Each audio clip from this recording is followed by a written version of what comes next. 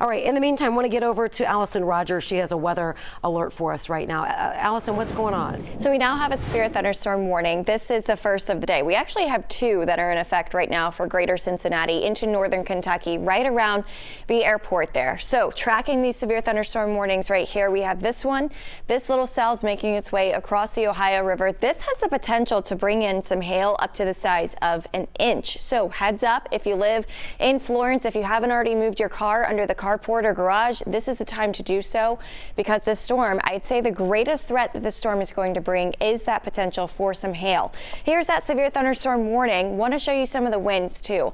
Earlier, I was able to get a wind sample of about 50 miles per hour with this storm, so it is going to bring in some briefly strong winds. And then in addition to that, this little storm here, I was able to sample some winds up to about 40 miles per hour. So that one going to impact areas right around Taylor Mill. It's moving into Latonia Lakes here. Independence north of you for that strong wind, but still some thunder and lightning in your area. And then areas around Rising Sun. Just to the north, that's where it's looking like we have some hail that's going to be moving through. So this is kind of showing you that hail swath. So the hail tracker right here along the Ohio River, we'll see that area of hail moving basically due east, heading closer to 71, 75.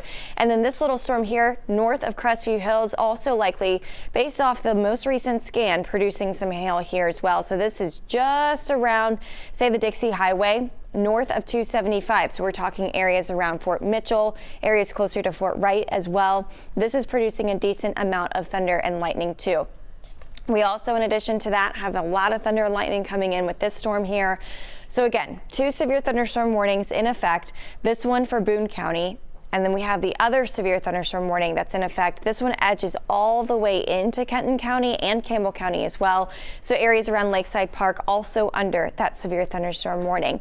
In addition to that, we have other cells that are starting to pop up closer to Versailles in Indiana, right around Ripley. In addition to that, we also have another little cell to the south of the 71-75 split. That's northern Owen County right now that's dealing with that rainfall. But at the moment, severe thunderstorm warning in effect. That's what you see scrolling at the top of your screen right now for those two little cells there. So let's walk you through Futurecast over the next couple of hours. So tonight we have this potential for severe weather. This will continue through the evening hours. And then after midnight, we have another round of storms moving through. This is going to come into play closer to about 3 o'clock in the morning or so, lasting through the early morning commute time frame. This has the potential yet again to bring us some severe weather. And on top of that, some heavy rainfall certainly is a possibility as well. As we get into the middle of the day tomorrow, if we can get a break in the rain, our next round of severe weather moves through, and that's the one that looks like it's going to be the most impactful and likely the strongest. So we have this afternoon and evening round that's coming through right now, the overnight round of stronger thunderstorms, and then we have Tuesday's round of strong to potentially severe storms from about 4 to 9 o'clock. Rainfall totals are going to be up there. Other impacts that we are going to see, some large hail, some damaging winds, a possibility too. In addition to that, the tornado threat is there as well as heavy rainfall. I'm picking Futurecast back up tomorrow, middle of the day. I want to show you this because if we can get clearing, which Futurecast is not super optimistic that we wind up seeing clearing into tomorrow afternoon, but in the instance that we are able to get clearing tomorrow afternoon, by about 4 or 5 o'clock, we'll see another line of storms moving through, and this has the greatest potential to bring us strong storms. Severe weather is looking likely, and this is where all modes of severe weather are on the table, and this is what I would say would be our greatest threat of seeing spinning storms, aka you end up with a tornado warning or two. So watching very closely for that line.